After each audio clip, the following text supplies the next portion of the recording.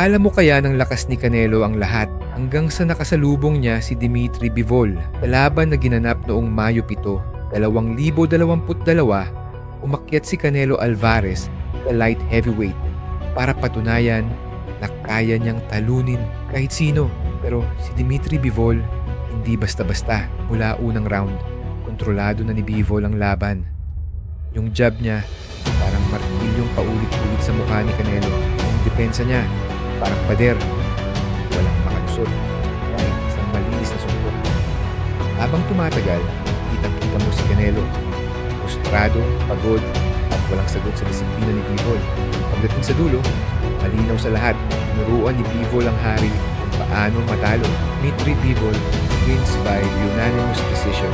At sa gabing yon, napatunayan niya hindi sapat ang lakas, kalaban mo ang talino at tiyaga.